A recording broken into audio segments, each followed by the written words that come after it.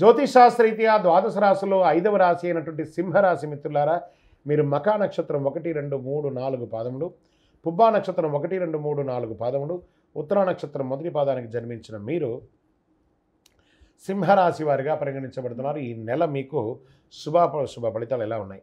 సింహరాశిపతి అయినటువంటి శని భగవానుడు సప్తమ స్థానంలో సంచరిస్తూ ఆ తర్వాత అష్టమ స్థానంలోకి వెళ్తున్నాడు.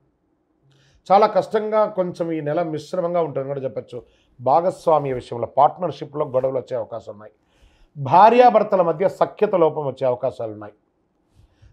ఇది కొంచెం అన్నదమ్ముల మధ్య కొంత ఘర్షణ వాతావరణం అక్కచెల్లెల మధ్య ఏర్పడుతుంది.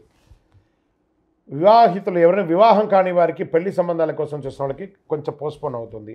విద్యార్థులు చాలా కష్టపడాలి.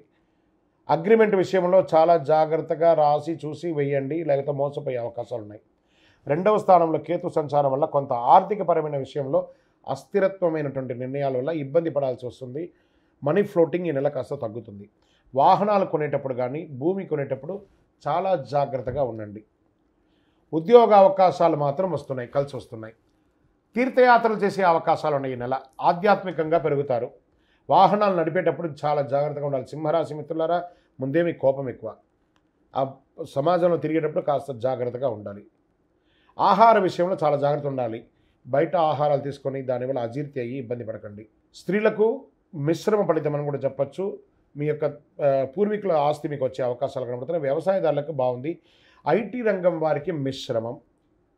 ఓవరాల్ రియల్ ఎస్టేట్ వారికి కూడా మిశ్రమంగానే ఉంది. మీ పర్సనల్ జాతకం కోసం మీ పేరు, date of birth, time of birth, place of birth కింద వాట్సాప్కి చేయొచ్చు. ఎందుకు చేస్తున్నారు అనేది కూడా రాయాలి తప్పకుండా. మీ లక్కీ డే మంగళవారం అని కూడా చెప్పచ్చు. మీ యొక్క లక్కీ నెంబర్ 7 అని చెప్పచ్చు. అదృష్టం కలిగించే రంగు పచ్చ మరియు పింక్ కలర్ కలిసి వస్తుంది. తూర్పు దిశ ప్రయాణాలు మీకు చాలా అనుకూలంగా ఉంటుంది. చంద్రాష్టమం మార్చి 10, 3, 2024 8 గంటల 40 నిమిషాల రాత్రి నుండి 12, 3, 2024 8 గంటల 29 నిమిషాల రాత్రి వరకు చంద్రాష్టమం ఉంది. ఈ 2.5 రోజులు జాగ్రత్త. వాహనం నడిపేటప్పుడు, సంతకాలు పెట్టేటప్పుడు, ఎదుటివారితో మాట్లాడేటప్పుడు జాగ్రత్తగా ఉండండి. అయ్యప్ప స్వామి దేవాలయం ఏదైనా పక్కన ఏదైనా ఉంటే అక్కడికి వెళ్ళి ప్రదక్షిణం చేయండి. ఒక 18 ప్రదక్షిణాలు చేయండి. స్వామివారికి కాస్త దేవాలయంలో నెయ్యి దీపం వెలిగించండి. ఇంకనూ సకల దోషాలు తొలగి ఆనందంగా ఉండడానికి నవమూలిక సిద్ధ ధూపంతో ధూపం వేయండి. ఒక పేదవాళ్ళకి ఒక చెప్పులు కొని దానంగా ఇవ్వండి. మీ దోషాలన్నీ తొలగుతాయి. విజయోస్తు.